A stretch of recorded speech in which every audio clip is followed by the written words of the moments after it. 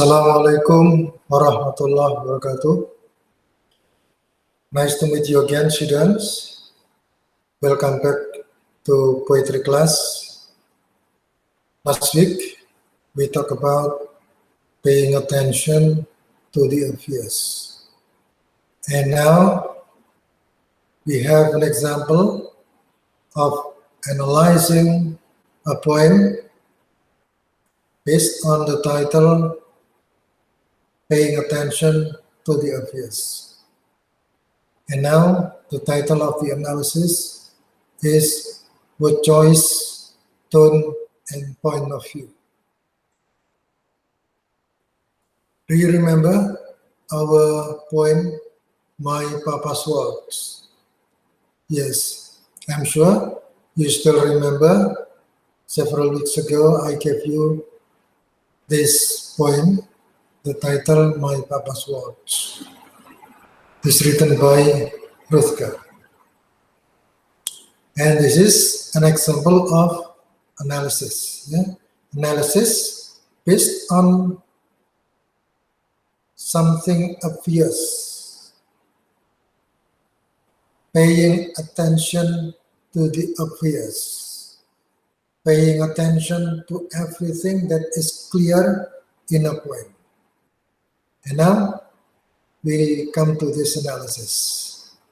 Some readers may find Theodorus' My Papa's Words a reminiscence of a happy childhood scene. I believe, however, that the poem depicts a more painful and complicated series of emotions. By examining the choice of words that Rutger uses to convey the tone of his scene, I will demonstrate that beneath the seemingly comic situation of the poem is a darker story. The true point of view of My Papa's Words is that of a resentful adult reliving a sphere of a domineering parent. Now pay attention to the words in the middle of this paragraph. By examining the choice of words. So, choice of words are obvious.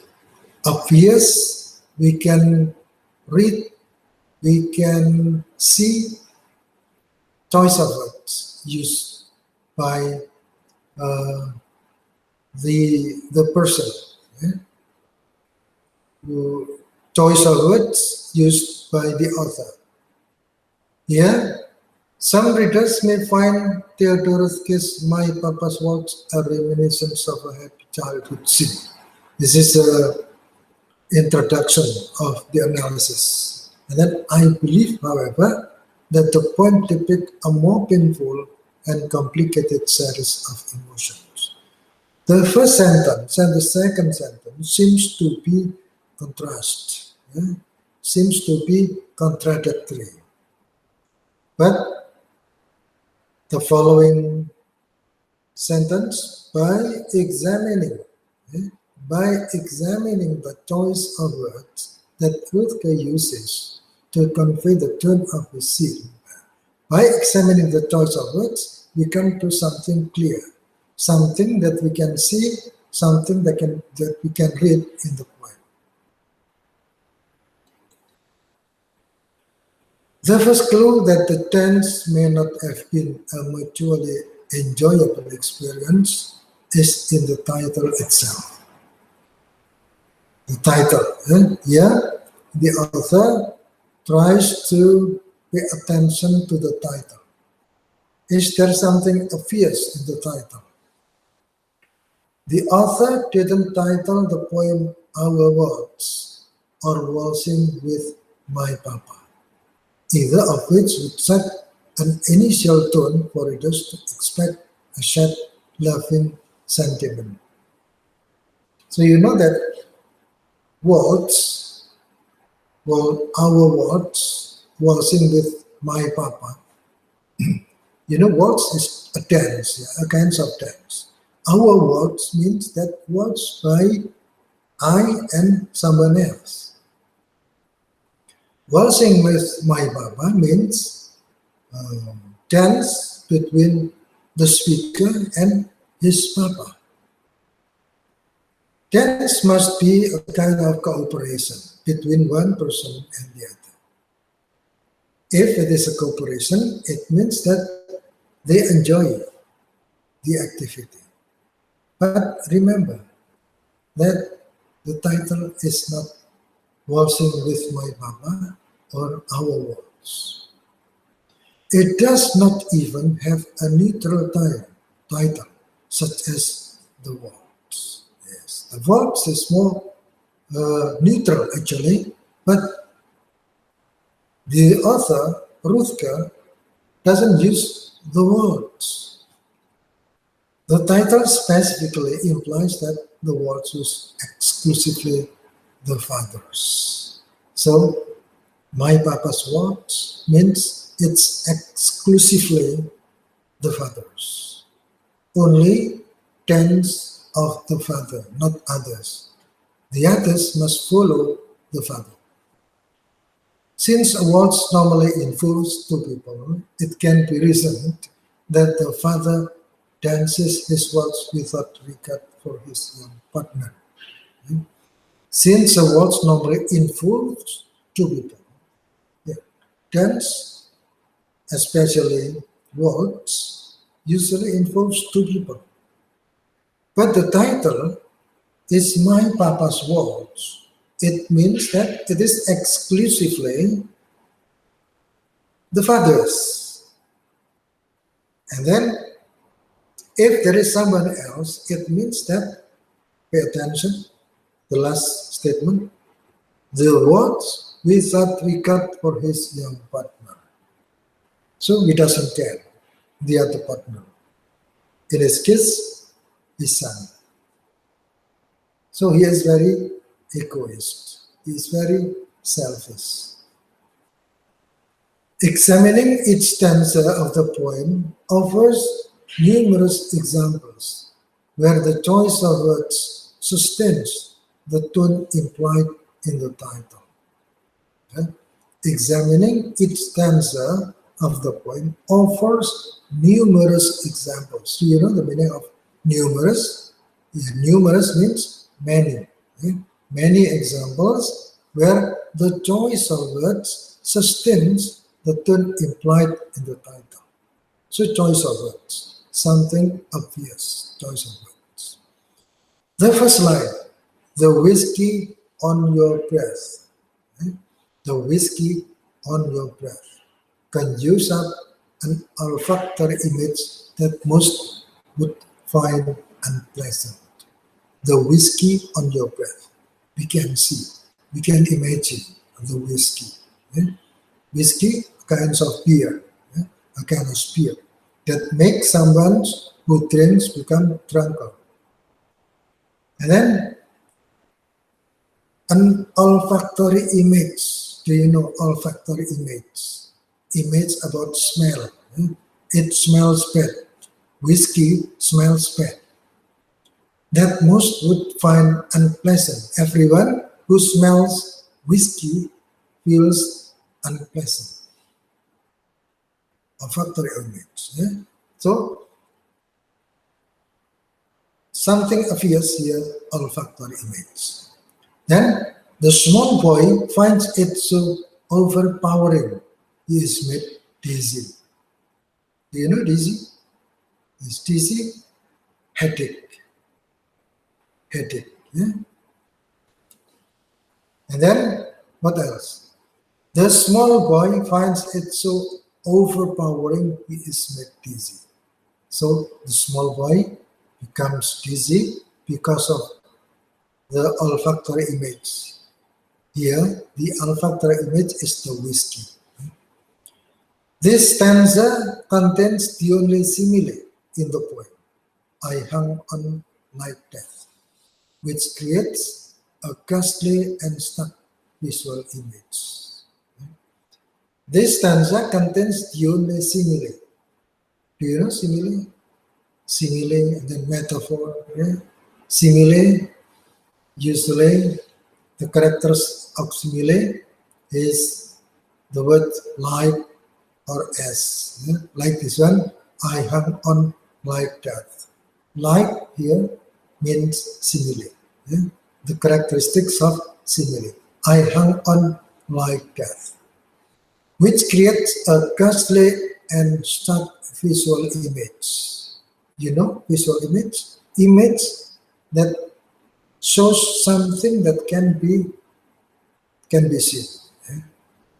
I hung on like that. We can see someone who is dead. Yeah? Who is dead, and then here I hung on like that. Visual image, we can see someone like that. What kind of simile is it? There are innumerable choices of similes to portray hanging on.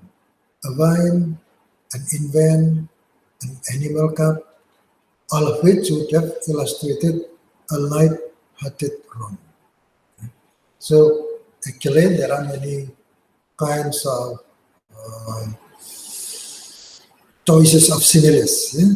Similes, especially similes concerning with like and as. A vine, an invent, an animal cup.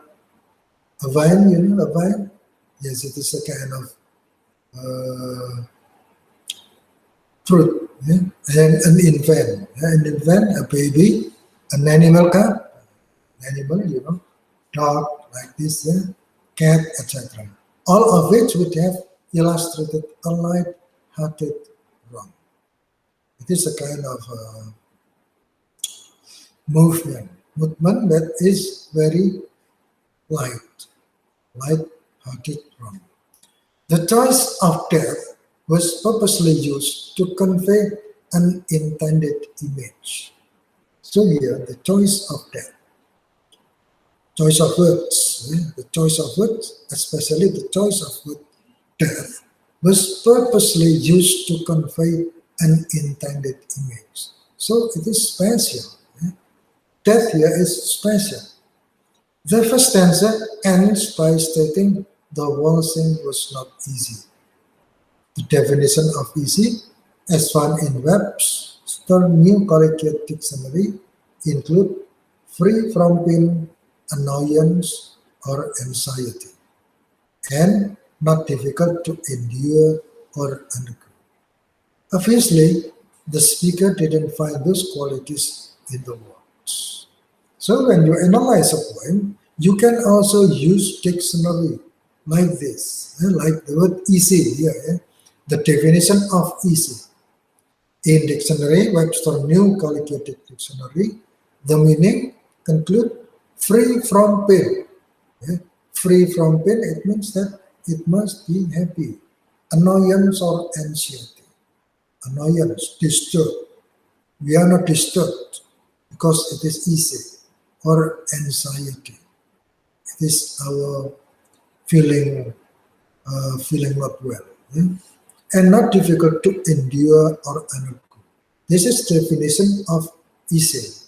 But you can imagine easy, not easy in the poem. According to the boy, the waltzing was not easy. It means that he is not happy with the waltz. Not free from pain, but maybe full from pain. Not difficult to endure or undergo for easy, but because he said that waltzing was not easy, then actually it is difficult to endure or undergo. Because Papa's waltz is not easy, because he is drunken. Obviously, the speaker didn't find those qualities in the words. So, the characteristics of easy is not found in the words because the small boy feels that it is difficult to follow the father's words. Further evidence of this harsh and oppressive scene is brought to mind by reckless disregard for the pans slid from the kitchen shelf, which the reader can almost hear crashing on the floor in loud cacophony. Further evidence, yeah. So there is many evidence. There are many evidence in the poem about harsh and oppressive sin, like this one. Pans slid from the kitchen shelf. You can imagine when you go to the kitchen and the pans down in the floor, crashing in the floor in loud cacophony. Do you know the meaning of cacophony? Cacophony is pet voice, pet sound or pet voice. Yeah? Like, for example, here the clear example is pants. Or when we shout very loudly, it is cacophony. But the opposite of cacophony is euphony. You can check in dictionary. Yeah? The opposite of cacophony is euphony. Euphony is nice sound, nice voice. Like what? We can take an example. For example, the voice of birds or the voice of music, especially classical music or pop music. It is euphony. But rock music is cacophony because some people cannot enjoy the voice. So if it is good, it must be euphony. But if it is not good, it becomes cacophony. And the mother's countenance, which could not unfrown itself. Mother's countenance, mother's face, mother's feelings. The mother at the time feels unhappy because of the words. The words from a drunken person, her husband, which could not unfront itself. If this was only a silly, playful romp between father and son, even a stern, fastidious mother might be expected to at least make an unsuccessful attempt to suppress a grin. So here, it is a kind of portrayal about the condition of drunken husband and his wife at home. Actually, his wife feels unhappy with the condition, but she cannot change the condition because her husband is drunken. Instead, the reader gets a visual image of a silent, unhappy woman, afraid probably due to past experience to interfere in the domestic destruction around her. Once more, this detail suggests a domineering father who controls the family. So here, the reader gets a visual image of a silent, unhappy woman. The wife is unhappy, but she is silent. Why? Because she is afraid, probably due to past experience. So here, she is afraid, probably due to past experience. What is the past experience?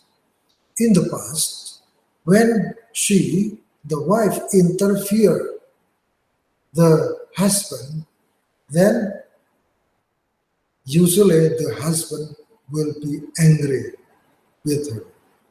And then the consequences of this, usually he will break everyone. He will break everything around him. So it is more dangerous. So here, the woman, the wife, although she is unhappy, but she is silent to avoid something more dangerous. The third stanza relates the father's battered hand holding the boy's wrist. Do you know wrist? This is wrist.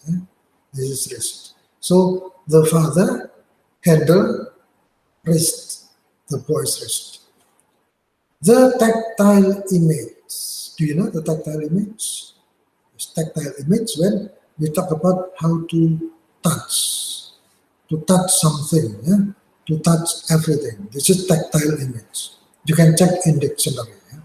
The tactile image of holding a wrist suggests dragging or forcing an unwilling person.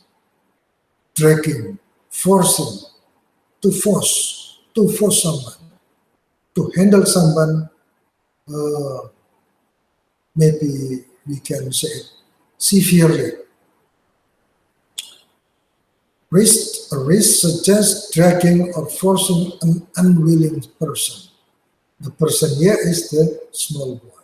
Actually, the small boy doesn't will to go with the father, but yes, he is forced by the father. Not holding hands as would be expected with a mutual dance partner.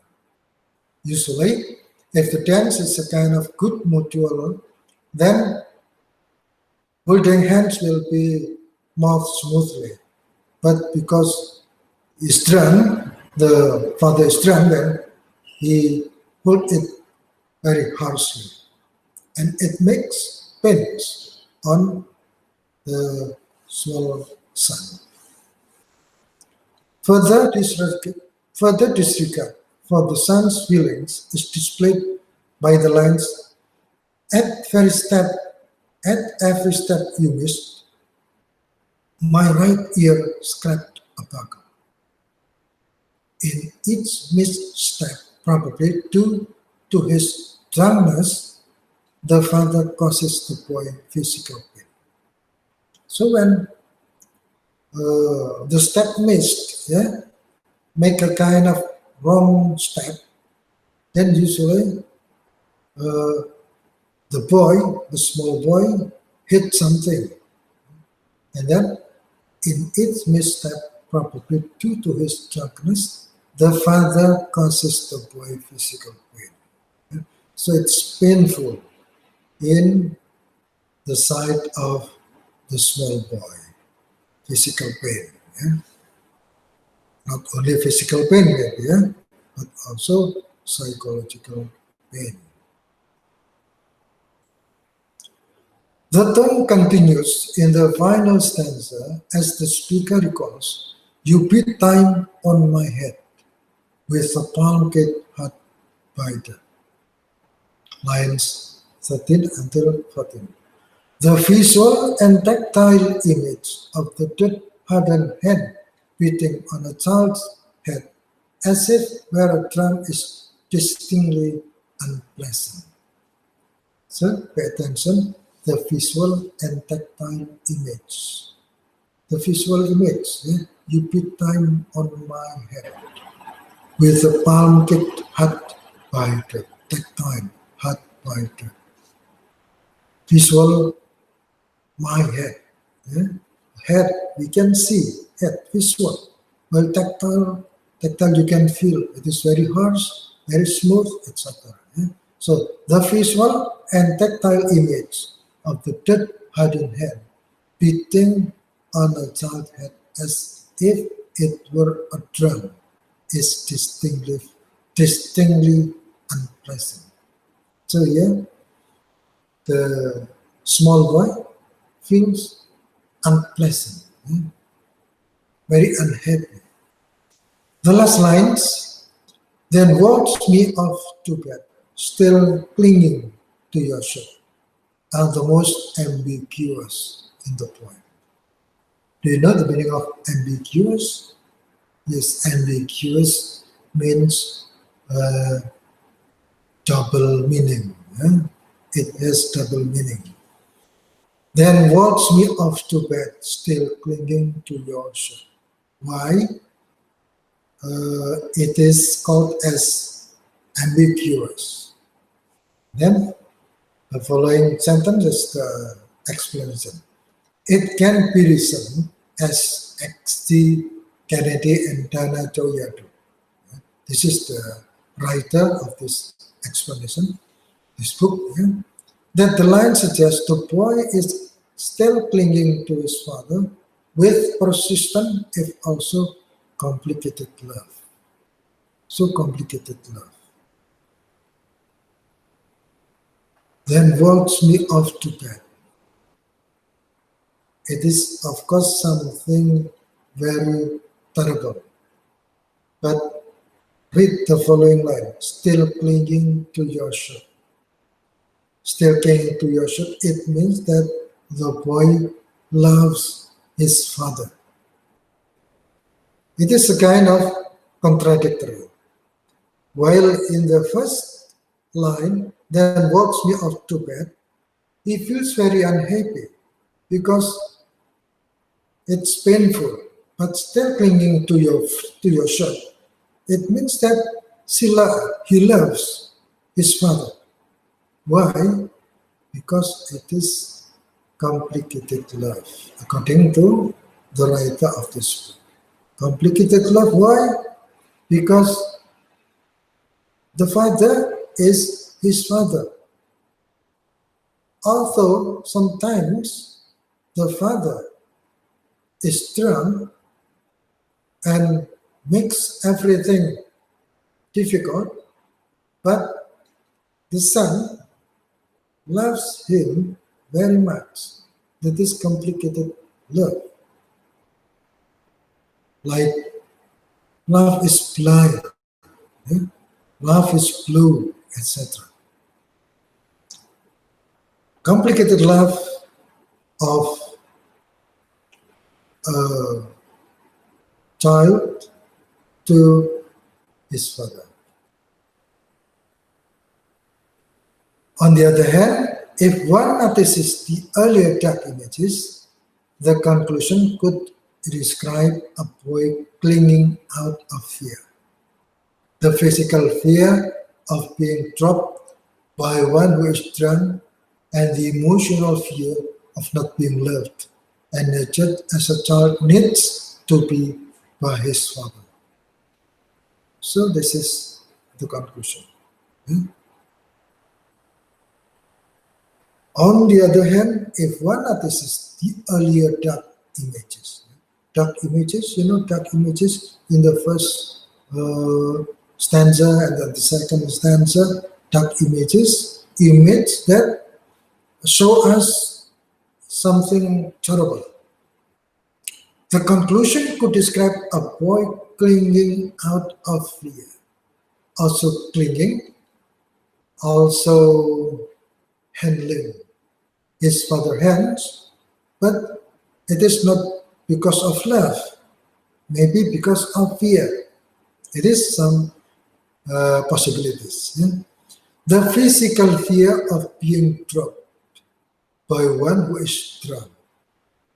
Physical fear of being dropped. Yeah?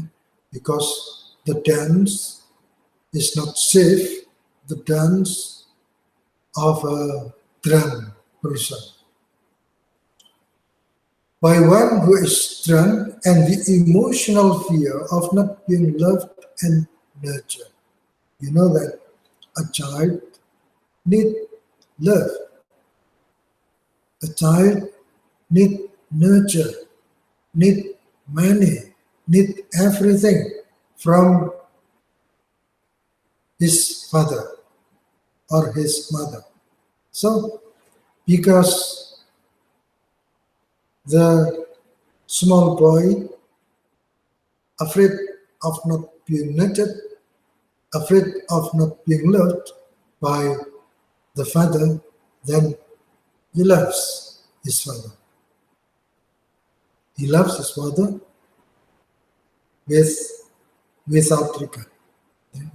Because if he doesn't love his father, then his father will not love him anymore and will not nurture him anymore. It can also be argued that the poem's rollicking rhythm contributes to a sense of fun, and in truth, the poem can be read in that fashion. So, there are some possibilities. Some possibilities between fun and tragedy. Fun, happiness, or maybe sadness. It can be, according to this explanation, the poem can be read in that fashion. In that fashion, do you know? In that fashion, the meaning of fashion. In that action, in that way.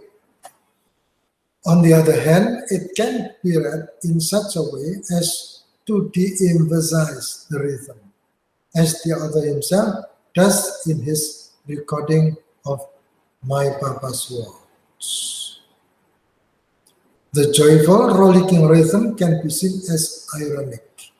By reminding readers of a waltzing tempo, it is highlighting the discrepancy of what a waltz should be and the bleak, frightening picture painted in the words.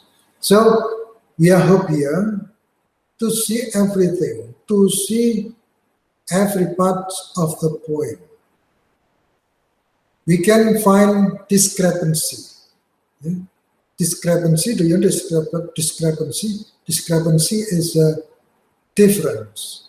Difference between the title, words, and the condition, the real condition. Frightening picture painted in the words. Yeah? Frightening picture painted in the words. The words are very, very frightening. Although the title is My Words, is My Papa's Words. That's actually something happy. But here, it is a kind of irony, because the dance here doesn't make the small boy happy, but he get pain from the dance. While My Papa's Words can be read as a rough house comedy, by examining Ruth's title and choice of words closely to interpret the meaning of their images and sounds, it is also possible to hear an entirely different tune. I believe My Papa's Words employs the voice of an embittered adult remembering a harsh scene in which both he and his mother were powerless in the presence of a drunk and domineering father. So please pay attention to the last sentence. I believe My Papa's Words. I hear the writer of the book. The writer of the book. You know that these slides come from a book written by J. Kennedy and Joya. And I here represented the writer of the book. I believe My Papa's Words employs the voice of an embittered adult remembering a harsh scene in which both he and his mother, he is the small boy. The small boy. He and his mother were powerless in the presence of a drunk and domineering father.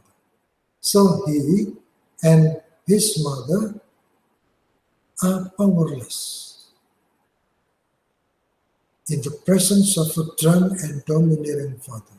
So the father, although he is drunk, but he is dominant.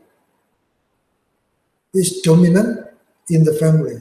So the father, the son, and the wife are powerless. So that's our explanation today, and I hope that you can take some important points, especially the meaning of obvious parts in a poem. Yeah?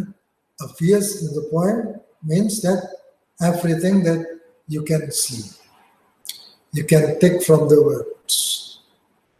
Image. Yeah? There are 7 kinds of image. You have to find in internet. Yeah? In the internet, you can find 7 kinds of imagery. Number 1, maybe visual image, tactile image, olfactory image, etc. So please find 7 kinds of imagery in the internet. And this is obvious points in a poem. And you can analyze by the obvious points before you come to the subtle points. Okay, I think it's enough for today. I hope you can enjoy your day, enjoy your study, stay safe and stay healthy. Assalamualaikum warahmatullahi wabarakatuh.